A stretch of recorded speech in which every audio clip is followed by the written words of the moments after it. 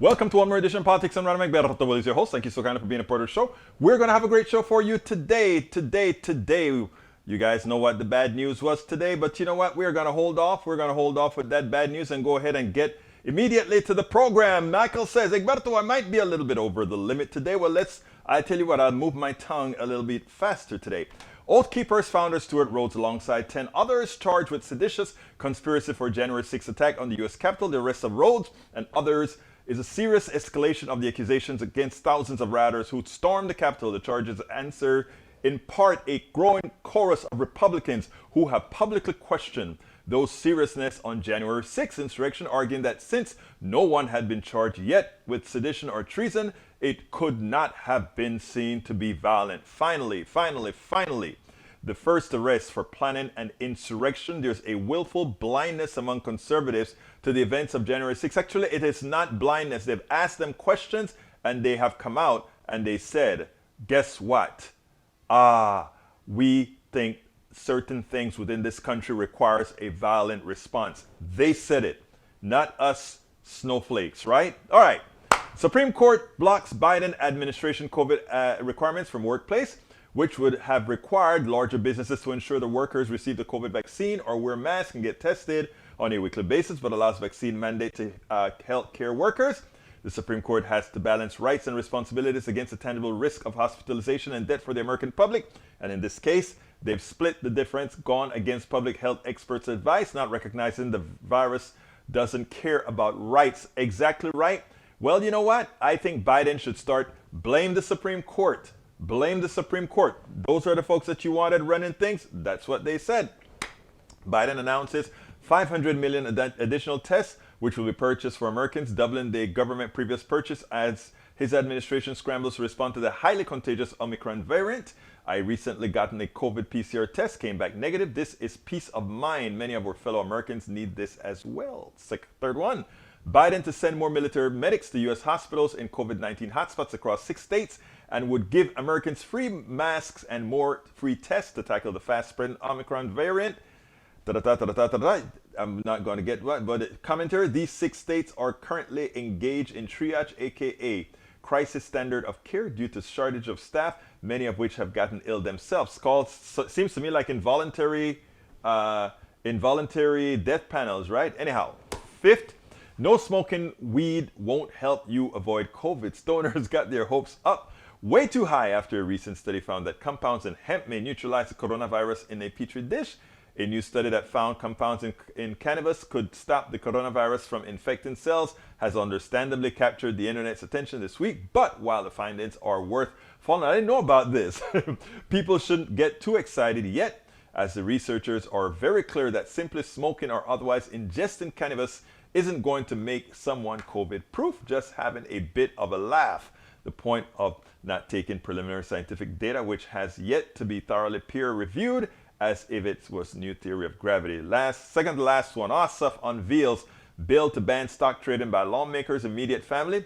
The legislation is among a number of proposals in rein in lawmakers' stock transactions. Harry Truman once said, "You can't get rich in politics unless you're a crook." Insider trading is rampant among members of Congress as they and their families personally profit from their positions as congressmen, known in advance which corporations will get government subsidies, and then they go buy up the stocks we need. It's called insider trading. We all know that, man.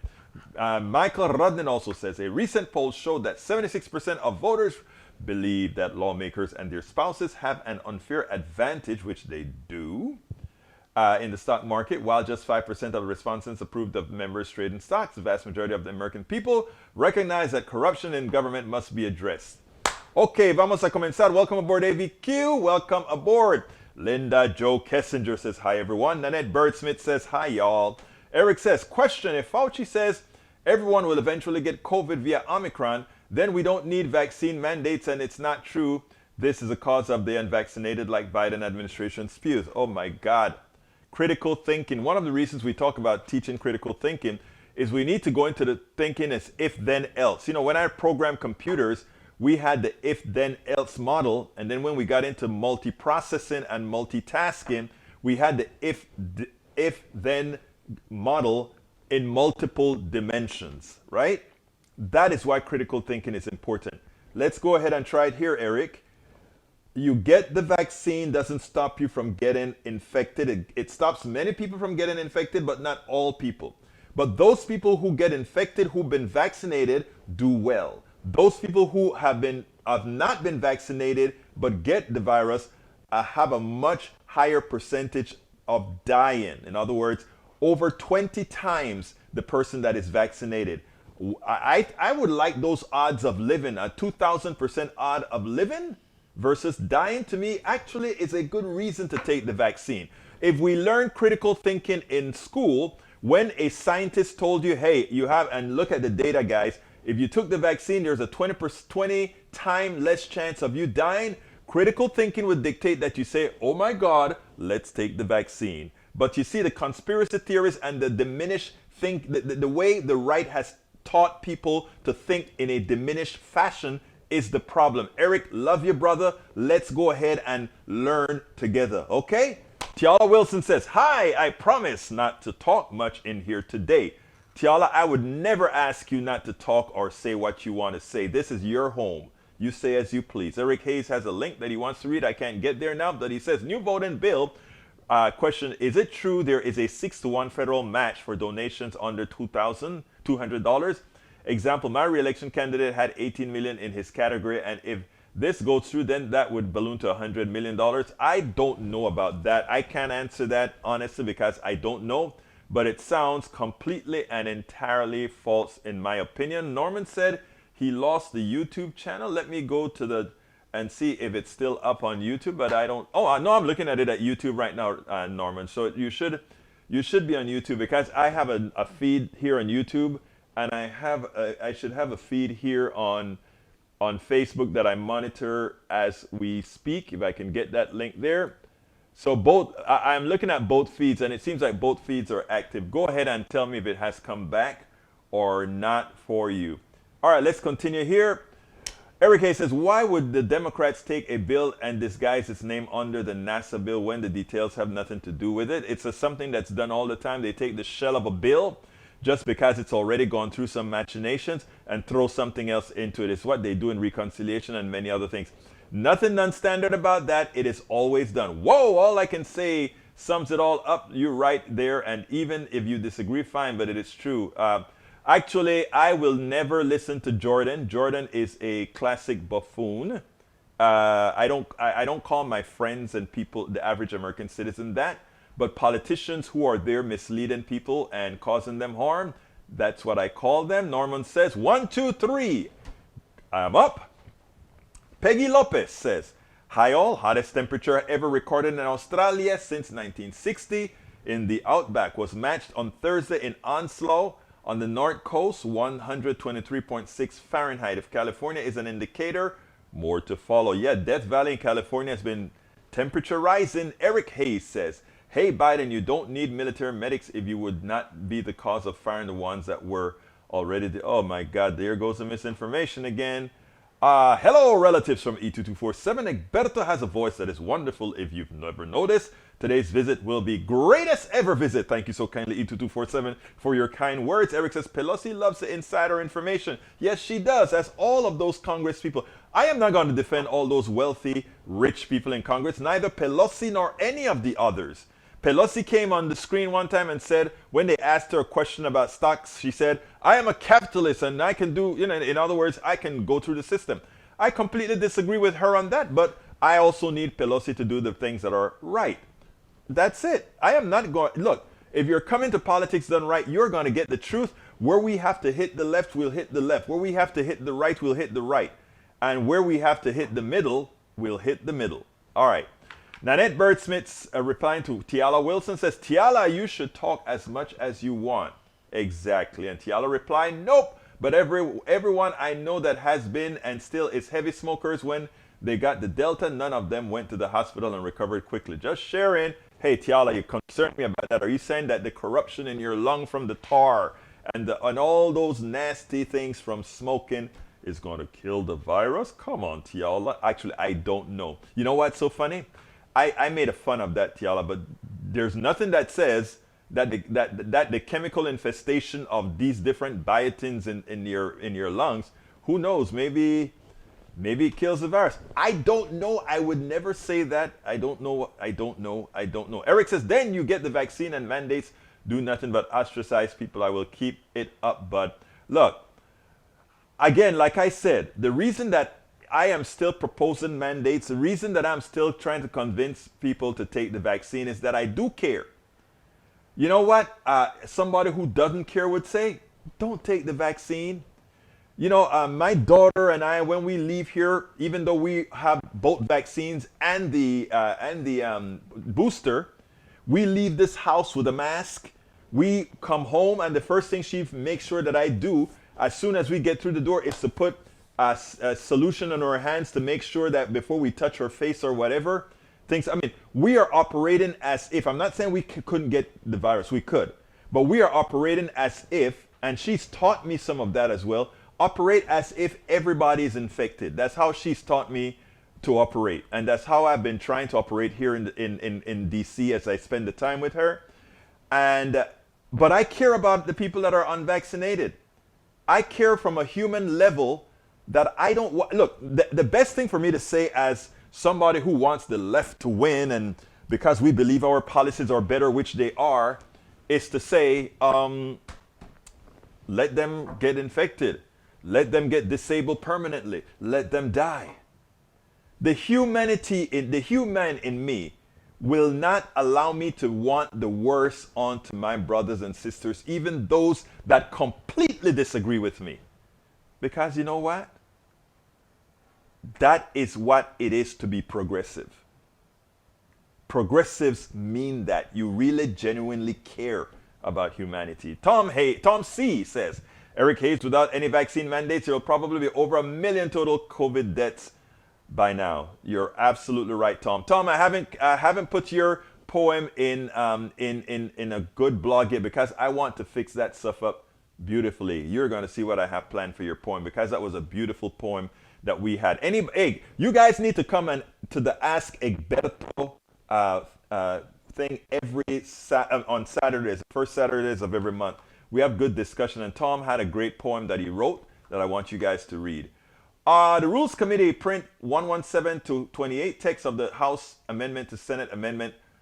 I'll talk about that after the John Lewis Act. Okay, Mike C-Sack says, Egberto, you are only thinking vaccine when there are other medicines that work better than the vaccine COVID. Why would you want to exclude any medicines that work? I do not want to exclude any medicines that work. A vaccine costs $20 and it's very effective.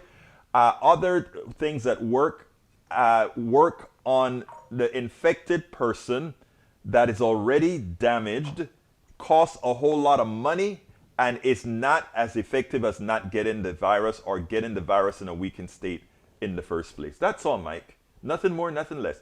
Look, I want anything that works. Absolutely anything that works, I am for. And if it comes from you, Mike, and you prove yourself, I tell you better. I'll say, Mike, let's do a Zoom interview, and you come and tell us what you found to be successful, that's been peer-reviewed and work. Because everybody must have a voice. Eric Hayes says, read it now. It's part of the freaking bill. Bud, you can't represent something unless you know the details. I don't know what you're talking about, Eric, but you may want to enlighten me.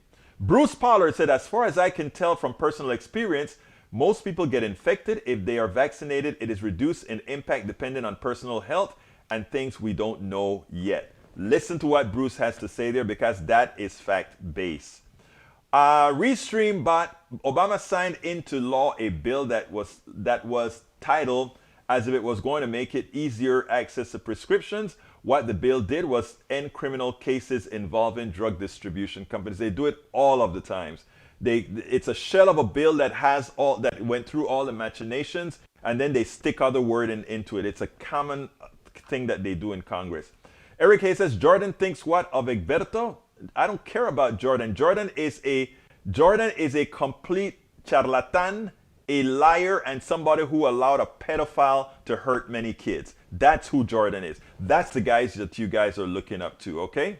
Melanie Keelan says, still having trouble finding the live stream. Melanie, let me tell you something. Every day at 3 p.m. Central, 4 p.m. Eastern, I guess it's 1 p.m. Pacific, You can all, and 2 p.m. Mountain, just go to politicsdoneright.com/TV, politicsdoneright.com/TV, and you'll always have the streaming YouTube channel there, and then you can bring it whole or put it on your wherever. But politicsdoneright.com/TV will always give you politicsdoneright.com. I mean, gives you the show that's playing live at 3 p.m.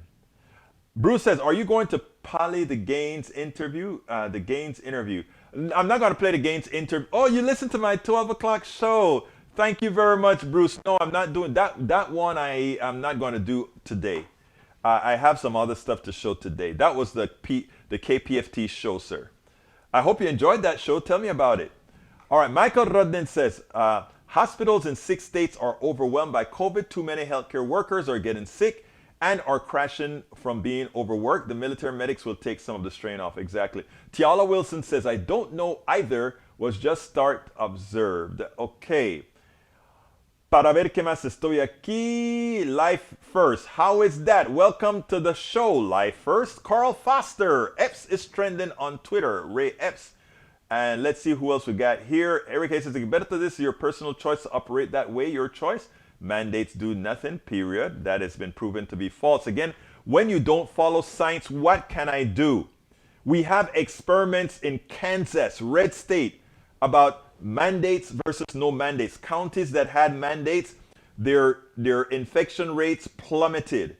And the ones without mandates, their infection rates went up. We have all kinds of data, Eric, that proves that mandates work. This is not a question up for debate. It's been tested. We've done it scientifically. You are simply wrong. My brother, Life First says, what gives you the right to say and or agree that this should be mandatory? What gives it? Society. The same thing that says you have to have a driver's license to drive, or you have to have insurance to drive your car, or that you have to have a birth certificate for certain things. We live in a society which is governed by certain mandates. All of us, the people as a society, the majority of us, decide that we want. And the majority rules. Now, we also have something called the Bill of Rights to protect the rights of the minority. Okay? So let's all remember those few tenets, and then we'll do just fine. I promise you. Tiala Wilson says, the thing is, once we have these mandates because of COVID, it will be easier and easier to strip us of our rights. That's not true. When had it ever been okay to question you about your personal health records? Once this door is open, it will never be shut again. And that's not true. These are all figments of our imagination. There's this stuff called we the people. Government is we the people. And if government ever overreaches, we the people that are actually the representation of government overreaches, it is then our responsibility to mitigate that. And it's called the vote. And that is why we wanted to protect the vote.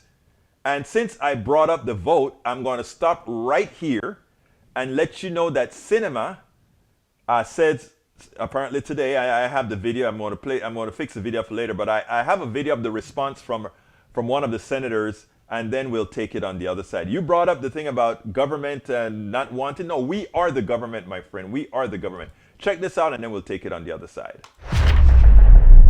Senator Chris Murphy, he has a strong warning for Democratic senators, because you know what? Keep playing that game about we want to maintain the sanctity of the Senate, or we want to give the minority the options. Let's remember what that minority option got you. We got you 3 Supreme Court justices for the other party by playing all the wrong cards. And it seems like we can't learn. And I'm going to talk about why I think we can't learn. Quote unquote, why we can't learn. Check this out, and then we'll take it on the other side. In the last hour, of course, Kirsten Sinema was on the floor and flatly rejecting any alteration on the filibuster rules, despite her claim that she is committed to voting reform. But these voting rights bills, according to the president, his speech in Atlanta, and what he's going to say to your caucus in the next half hour when he gets up there, is they can't pass without changing the filibuster rules. So is it dead now without having all 50 Democrats, even if Joe Manchin could be persuaded? Yeah, I'm disappointed that we are going to have a small group of Democratic senators that won't allow us to pass a voting rights bill into law. And I know that some of my colleagues feel that by preserving the filibuster, they are preserving the Senate. I just worry that there's not going to be a Senate around any longer if we don't stop Republicans from successfully engaging in a steal of an election in the way that they tried in 2020. They got really close to seating Donald Trump as president, even though he lost. They are cleaning up their mistakes. They are passing all sorts of state laws designed to allow them to install Donald Trump as president in 2024, regardless of whether he wins or loses. And so my colleagues who say they want the filibuster to preserve the traditions of the Senate may be cutting off their nose to spite their face, because the Senate might not be around 5 years from now if our democracy falls apart after Donald Trump is successful in installing himself as president after he loses the 2024 election. I think the stakes are that high, and we'll continue to work at this. We're not going to give up, but obviously it's a disappointing day. It's indeed a disappointing day. I cannot believe I'm going to have Sinema's speech later on a link inside of the blog, and maybe I'll attach it up top as well to show that she is living in a world of her own. She doesn't understand politics. She's claiming we can't continue the division. She misses the point. The point is the division continues because we have a failure to execute at the governmental level. And the governmental failure to execute is a direct responsibility of the filibuster. Break the filibuster, show the American people that the government will work, and allow democracy to work. The minority rights can always be preserved. You know what it's called? The Bill of Rights. And if there are any rights that absolutely must be protected for any group, minority or otherwise, throw it into an amendment to the Constitution and make it that those are the particular things that require that in which we cannot get the tyranny of the majority, if you know what I'm talking about. We don't want the tyranny of the majority, but we don't want the tyranny of the minority either. And what we've had over decades and decades is tyranny of the minority. But let's be clear here. Sinema had no problem breaking the filibuster when it came to the debt relief. She had no problem breaking the filibuster when it came to the debt ceiling. But when it comes to things that affect people of color, women, when it comes to things that affect those people who are in need, to hell with them. We don't care about them. We don't have to do anything because you know what? They are not meritorious. You know what? They don't have to be satisfied. As long as the plutocracy, the wealthy, the oligarchy is satisfied, it is okay. We'll break the rules if we have to break it to make sure that they get what they need. But what about those who want to vote? What about those who want to get relief? Oh, forget it. You're not good enough. You're not meritorious enough. You're not human enough. Remember, they claim they want to maintain the sanctity of the Senate. It's not about the sanctity of the Senate. It's about the ability to have a minority of owned politicians rule the country for guess whom? The wealthy, the plutocracy. It is all ordained, and until we break the back of that ordinance, it'll be maintained and sustained the way it is right now. And that is a fact. Now, I want you guys now to listen to Kyrsten Sinema. What was her argument? And you can see somebody, you would think she's a space cadet, but she knows what she's doing. Take a look at her donor list. In the blog that I am writing for this, I actually have a link to her, who actually is supporting this woman. And that is who's holding our democracy hostage. Check this out. And I strongly support and will continue to vote for legislative responses to address these state laws, including the Freedom to Vote Act and the John Lewis Voting Rights Advancement Act that the Senate is currently considering. I support these bills because they strengthen Americans' access to the ballot box, and they better ensure that Americans' votes are counted fairly. It is through elections that Americans make their voices heard, select their representatives, and guide the future of our countries and our community. These bills help treat the symptoms of the disease, but they do not fully address the disease itself. And while I continue to support these bills, I will not support separate actions that worsen the underlying disease of division infecting our country. The debate over the Senate's 60-vote threshold shines a light on our broader challenges. There's no need for me to restate my longstanding support for the 60-vote threshold to pass legislation. There's no need for me to restate its role protecting our country from wild reversals in federal policy. It is a view I've held during my years serving in both the U.S. House and the Senate, and it is the view I continue to hold. It is the belief that I have shared many times in public settings and in private settings. Senators of both parties have offered ideas, including some that would earn my support, to make this body more productive, more deliberative, more responsive to Americans' needs, and a place of genuine debate about our country's pressing issues. And while this week's harried discussions about Senate rules are but a poor substitute for what I believe could have and should have been a thoughtful public debate at any time over the past year, such a discussion is still a worthy goal.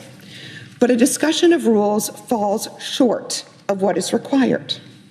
American politics are cyclical, and the granting of power in Washington, D.C. is exchanged regularly by the voters from one party to another. This shift of power back and forth means the Senate 60 vote threshold has proved maddening to members of both political parties in recent years, viewed either as a weapon of obstruction or a safety net to save the country from radical policies, depending on whether you serve in the majority or the minority.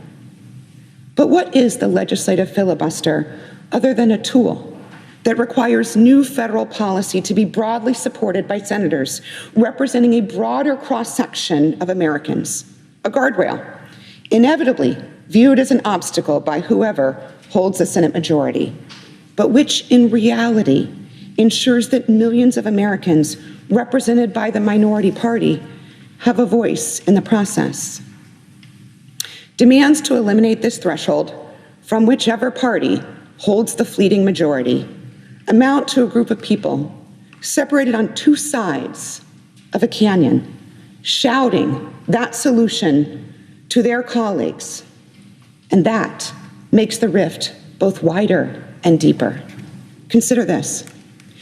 In recent years, nearly every party line response to the problems we face in this body, every partisan action taken to protect a cherished value, has led us to more division, not less. The impact is clear for all to see. The steady escalation of tit for tat, in which each new majority weakens the guardrails of the Senate and excludes input from the other party, furthering resentment and anger amongst this body and our constituents at home. Democrats' increased use of requiring cloture for judicial nominees under President George W. Bush led to similar tactics by Republicans under President Barack Obama. The 2013 decision by Senate Democrats to eliminate the 60-vote threshold for most judicial and presidential nominations led directly to a response in 2017 by Senate Republicans, who eliminated the threshold for Supreme Court nominees. These short-sighted actions by both parties have led to our current American judiciary and Supreme Court. Let me tell you, she's right about that last one. It has led to a Supreme Court that now can reverse anything progressives want to do because they have a super majority. So we are gonna have head times ahead. But you know, this is the same Sinema that once said the following. What I want to show you is that she would try to play the magnanimous legislator. This magnanimous legislator wants to tell everybody, I am so good that I don't want to do anything that would hurt our people. But this was that legislator a few ago. Check this out, and then, well, let's hope I can play it. Here we go. So what does that mean? Well, in the Senate, we no longer have 60 votes. Some would argue that we never had 60 because one of those was Joseph Lieberman. But that's whatever. Yeah, and Nelson Let me too. go ahead But and really, start it over because I didn't have it quite. so what does that mean? Well, in the Senate, we no longer have 60 votes. Some would argue that we never had 60 because one of those was Joseph Lieberman. But that's whatever. Yeah, and Nelson too. But really, Lieberman. So now there's, I think as the president so eloquently said on Wednesday, there's none of this pressure, this false pressure to get to 60. So what that means is that the Democrats can stop kowtowing to Joe Lieberman and instead seek other avenues to move forward with health reform. And so it's likely that the Senate will move forward with a process called reconciliation, which takes only 51 votes. And by the way, is not unusual. You may recall that before the Democrats took the Senate in 2008, that the Republicans controlled the Senate for quite some time. In fact, since around 1994. They never had 60 votes, and they managed to do a lot of really bad things during that time. So the reconciliation process is still quite available, and we will use it for good rather than for evil. So it's amazing what happens after you're bought. It's amazing what happens when you no longer work for the people, but you work for the plutocracy. It is amazing what happens so soon after you've joined the Senate. So let's be clear here. While she may want to be magnanimous about it, that has very, very little to do with it. Okay, let me get back to my stream of people, my peeps, my peeps, my peeps. Okay, Carl had to search for who is Ray Epps having fun with conspiracy theories, FBI informant, who knows? Life First says, again, you're biased. My bias? Okay, I am biased. All of us have some level of bias in us. Eric A says, Tom C, the 800K number is not all COVID. Listen to the CDC director this week saying 75% were due to comorbidity. Oh boy, there we're going to go again. All right. We have people with diabetes, heart troubles, and everything else, and they are stable. They are stable. You inject COVID in them and they die. What did they die from? They died because they got COVID. Yes, if they hadn't had those other comorbidities, they probably would have been alive, but COVID was the dagger. Please, people, critical thinking. Please, critical thinking. That is like saying, he was standing near the edge, and while he's standing near the edge of the thing, all was fine, but, the wind that blew that pushed him over, it's not the wind that pushed him over. He was just near the cliff, He was at any point going to die. Come on, guys. All right. If Trump had got his way and closed down the country before the vaccine, there would have been millions of deaths before the vaccine was out. Look, Trump could have nipped this stuff in the bud and did what Obama did when we had the scare with Ebola. And that was, you don't just stay here in America and try to put yourself in a cage. You go find the disease and you get your experts out there and all of you work collaboratively to prevent it from spreading as it did before. But we didn't do that because we didn't have a leader. Lou Ann Guthrie Thomas, welcome aboard. There are people who are immunocompromised and some too young to get the vaccine. We should be masking up to help protect them as well as protecting ourselves, which is what I do that. My daughter makes sure that I do that no matter what. If I accidentally leave without a mask, which I rarely do, I run back in here for it so fast it ain't funny. All right, let's see. Carl Foster said the truth is out there somewhere. It's always out there, Carl. Linda Jo Kensinger says some of the people who contracted the virus a year ago are suffering from long-term complications. Why would anyone prefer getting COVID-19 and possibly lifelong complications when they could get the vaccine and probably not get sick? Or even if they get sick, Linda Jo, they actually get, better quicker. Masticator saying, Egberto always a skeptic when it comes to corporate America, specifically that pharmaceutical companies suddenly trust that vaccine is not really just a corporate government partnership, billions. First of all, two things can be true. And Masticator, you're half right there. Masticator, I love you for bringing that up from the right side. You're correct what you just said, Masticator. You are correct. It's an alliance between the government and the pharmaceutical. skimming billions of dollars from us. If we really wanted to do this thing right, the government would have taken over manufacture, taken over the patents, which we actually are the genesis of these patents, and start giving the vaccines away. Just like we have El Senor, and I'm supposed to have an interview with him, but we couldn't get an interview this week with what's his name, Hotes, the one who created the vaccine that is given to the rest of the world without requiring a patent. Okay, he's right in Houston. Is this today's show? Yes, this is today's show. We're all live. Every day we're live, brother. All right, let's continue reading, my peeps. Egberto is simply ignoring Ray Epps. Can't let anything destroy or approve the narrative. No, I'm not ignoring Ray Epps. The truth of the matter is I haven't followed it, okay? And I don't speak of which I don't know. If I'm going to tell you guys something, I'm going to tell you what I know about, sir. All right, continuing. Oh, PCR came back negative today, so I guess 2 negatives makes a positive. No, sir. 2 negatives means positive for you, not positive for the disease. Hey, he says, yes, mandates lead to the infringement of your rights and the power of the government slam you. Okay, so I guess you slam yourself, Hayes. We, the people of the United States, in order to form a more perfect union. People, empower yourselves. You are the government.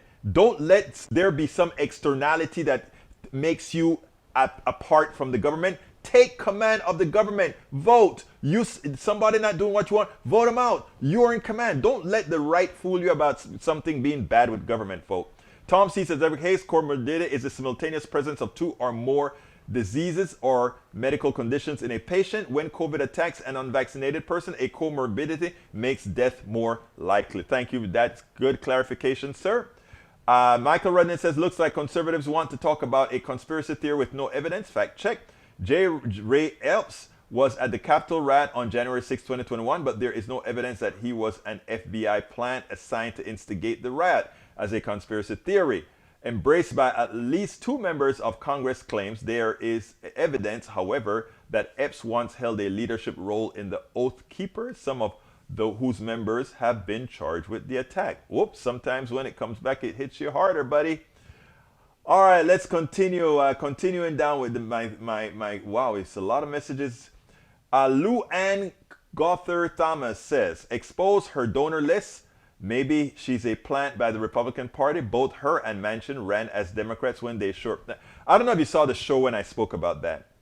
The Democratic Party always have a couple of, I don't call them plants, they are Democrats, but with the ideology of the super Republican capitalist or the neoliberal Democrat. The thing about it is the neoliberal Democrats will bend.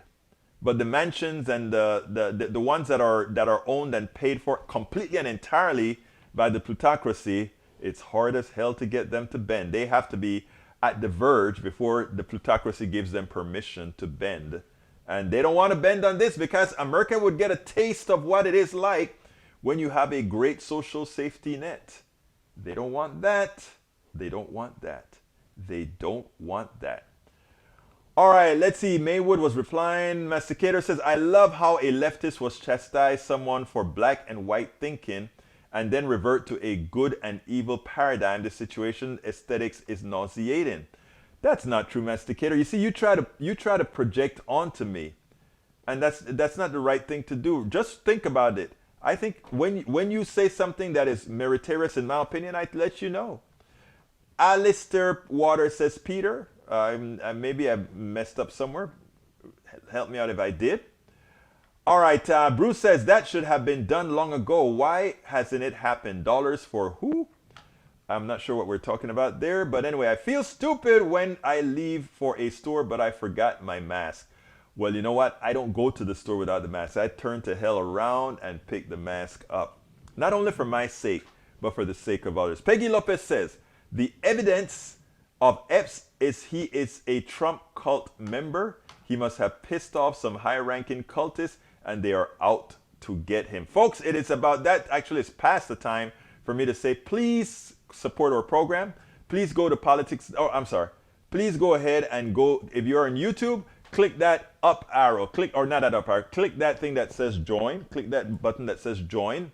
If you're not on YouTube, but you're on some other platform, please go ahead and go to politicsdoneright.com/YouTube. politicsdoneright.com/YouTube. Alternatively, you can support us on Patreon, politicsdoneright.com/Patreon, Patreon, Patreon. Alternatively, we kind of prefer PayPal, which is politicsdoneright.com/PayPal, politicsdoneright.com/PayPal, and that is you can either give a one-time donation or you can go on a monthly with PayPal if you so decide and say, yes, we want to keep this program live. We want to keep this program doing what it does. Remember, we don't only do this program, but we process video after video after video to tell our progressive message. Peter Hotes, you're right. Thank you very much, Alistair Waters. Yes. So we do this program over and over again. We write articles, write books. We put articles in newspapers and other websites like Daily Kos, Op-Ed News. I have a few articles as well at Common Dreams, etc. So we do the work to make sure that the internet is populated with the progressive message, so that when somebody says Medicare for all, they don't just see an article that says Medicare for all is terrible. They get to see Medicare for all and an article about it that then takes them to a video about it and that sort of stuff. That's the whole idea of why you have several operations like what we do here, and what we're asking you to do to support, help get that message out so that we can continue to populate the internet, so that it continues to be we the people of the United States of America. Now, so please go ahead, and you can also get our books. I would love for you to get my books. Where do you get my books? Hey, thank you so kindly, Paul Bellis. We just got a new member. Let me first go ahead and say, get my books at politicsdoneright.com/books, politicsdoneright.com/books. Shop at our store, politicsdoneright.com/store, politicsdoneright.com/store. Let me try my best to get brother. Let's see what's that name. You know, I have to do all kinds. I'm not this is a makeshift studio at my daughter's apartment as we take care of her. So what I've got to do is do all kinds of machinations so that I can, I want to make sure and thank my people as you provide support for the show. So what I want to do is right here, go ahead and get our new supporter on the screen, because you guys are the lifeline to Politics Done Right. And I honor you for really, really helping us out here. So good. I think I got that. So now I'll be able to put that onto the screen. Okay, folks, look, thank you so kindly to our newcomer. I'm going to put you onto the screen right away. Anyway, folks, so it is important that we populate the internet. It is important that we do our job. And it's not only me doing what I do, let's say the articles, the blogs, the videos, etc. Your part is not only to, let's say, support us however you can, but to also, and I say this kindly, we need you to also be completely engaged. You know, when you hear Eric and all these guys say government is no good or all that kind of stuff, we can't allow that message to fester. We have to let folks understand that, in effect, we are the government. It is we the people. We the people. There's a concerted effort made to make you believe, to disassociate you from government. And we can't allow that to happen, because once you disassociate yourself from government, then the private corporations want to say, okay, we are the solution. And when the private company says we are the solution, that is where the problem begins. So there we go. Peter, welcome aboard. Not Peter. Let's see. I'm getting blind, guys. I'm getting blind. The name is Paul Bellas. Paul Bellas, thank you so kindly for becoming our newest member. You are on our screen right now. I have another video to show you guys. This one is important, and I will need you to share this as well. Here's the deal. You've been hearing about inflation. You've been hearing about the jobs report making you believe that there's something wrong with it, as it's not as good as it should be, etc., etc., etc. Brothers and sisters, listen to Brother Insana here, and then we'll take it on the other side. Let me get Ron Insana in the house. Go ahead, Ron. Ron, it's good to have you with us. Thank you for being here. Thanks, Stanley. Good to be with you. Thank you. So let me start with inflation, right? We talked about the numbers released today showing it's been actually slowing down over the last few months, down from 9.9% in October to just a half point in December. Is there some good news hidden in these numbers that we should be paying attention to? Yeah, and I'm not sure how hidden it is, actually, Haley. I mean, some of us actually expected this, that the inflation rate of increase would decelerate because some of the supply chain issues that Secretary Buttigieg mentioned just a few moments ago are beginning to ease. If you go back to Christmas, where everybody thought no goods would be delivered and we just get lumps of coal, instead we had the strongest, holiday shopping season in 17 years. So we're seeing more and more those issues get resolved. And I think as we move through 2022, relative to the cost of goods last year, which was depressed by the pandemic, we'll see more flattening out of those increases. And in my estimation, and I'm not among many who say this, I do think inflation is going to come down pretty hard this year, particularly in the goods sector, where, again, we've seen those big jumps relative to the last couple of years that were affected by the pandemic. And I think we'll see much more normal price activity going forward. We know that the Fed, right, with the chairman of the Fed telling lawmakers on Tuesday, I believe they're considering raising interest rates to try and get a handle on inflation, to tame inflation. So let me ask you this from a very consumer-focused perspective, Ron. What should people be doing with their money right now, right, under the assumption that the Fed may raise interest rates to try to get a check on inflation? Anything different?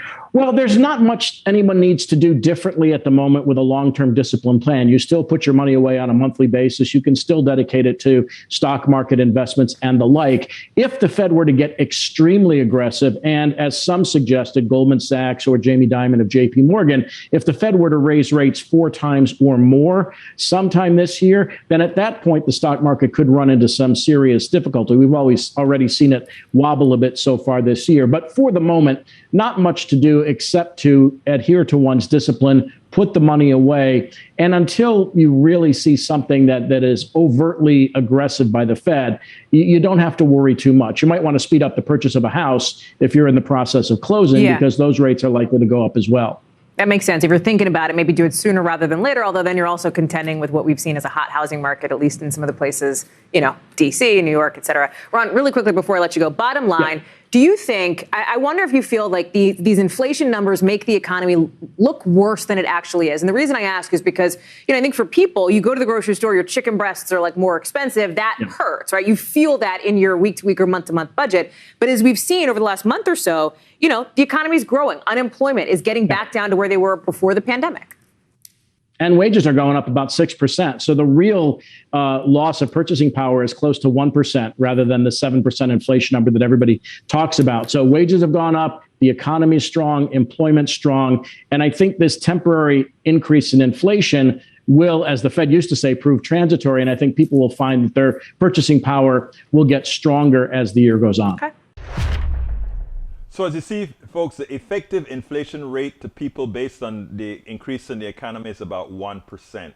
And, a lot of that we all know can be mitigated instead of buying a brand name stuff for now, while the thugs that have caused the rates to go up. And notice I only name call the people who are ripping off the average American citizen. You'll never hear me talk about the average American as being foolish, stupid, or anything. I won't do that. But those bastions, the bastions of our economy, the bastions of our politics, the ones that are doing harm to the American people, I will have no mercy in how we talk to them or how we should talk to them. Okay, let's see. Masticator says, disciples of Egberto Willies, how do you excuse his hypocrisy by selling his book through Amazon? I've explained that a whole lot of times, one person can't go ahead and make the change. You may want to ask, why do I buy certain things at Walmart? Why do I buy certain things? I have friends that say, I simply won't buy anything at Walmart. And I say, great. But you know what? For somebody who is, who works, my job now from being a software developer into now being a full-time activist and broadcaster makes orders of magnitude less. You know what? Walmart is very economical. Until we have a social safety net, one person can't make that change, not to buy at Amazon, not to buy at Walmart. It has to be a composite change. So there's no hypocrisy there, sir. Other people have said it. If he gave Donald Trump a cut from his book sale, finally proved to you he's a charlatan. No, I won't give Donald Trump a cut. Now, Donald Trump, if he owns stocks in Amazon, he may get a cut. Yeah. Well, I can't help that. ABQ, welcome. Paul Belas. Thank you so kindly, Paul, for being our newest member. Tiala Wilson says, so why aren't the majority getting what they want? It takes time. And I know time is, so far it's over 40 years. Reaganomics began 40 years ago. 40 years ago, Reaganomics began, Tiala. And here's what we have to do. We have to not throw our hands up in the air and say, what the heck, we can't make a difference. That's what they want us to do. We have to keep pushing. We have to keep electing progressives in the primaries. The problem is we go to the primaries and we just elect a Democrat. You can't do that. You have to elect a progressive. And let me tell you something that could be blasphemy, especially since I'm an official in our party. In the Democratic Party, that is. But I do this show completely aside. This have nothing to do with parties. But if there is a progressive Republican running against a conservative Democrat, and the progressive Republican is going to be there to pass progressive policies, that's who I would vote for. I'm just saying. Progressive is the thing. I vote mostly in the Democratic Party because that is where progressives reside. But we don't only have to reside there. So remember that. Peggy Lopez says, I have a flag that is a copy of the American flag with the logos of large corporations as stars. You must get that from Move to Amend. I was actually a board member of Move to Amend, and we had that was our flag with all those things, Peggy Lopez. Social Security and other pensions did not go up that much. No, they didn't. Eric Hayes says, yes, why? Tom C says, would Trump help Egberto sell his books? I doubt it. If he did, giving him a cut would only be fair. Would love to see Trump contradict GOP and his own message by promoting Egberto's book. I mean, I know Tom, and he'll bring us to a bigger audience that we'll be able to convince at least some of them to consider our position. That's true, Tom. All right, let's continue here. What else we got here? We got Nanette Bird-Smith says, anomics was the biggest lie ever propagated. Anomics. You got me on that one, Nanette. I'm going to go to the dictionary after the show to see what anomics mean if you don't tell me what it means. Oh, Reaganomics. Reaganomics. Got you. I was wondering, wow. I don't know what anomics was. Okay, thanks for correcting that.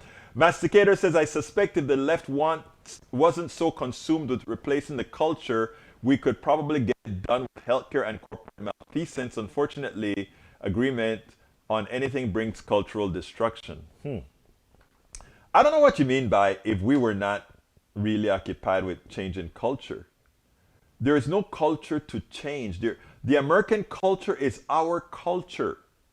The American culture is not monolithic. What we fight against is assuming the American culture is monolithic, as Cody Pogue in the thing that we played yesterday proved. All we are saying is, let's be honest about culture and give merits to everybody's culture. You know, I'm Caribbean, I'm Latino, I'm black, and if you take a look at my videos, my cooking videos and all of that, all of it is there. And I'm also American. And I also show that in my videos. I share 4 cultures in my household. Okay? So there's nothing wrong with that.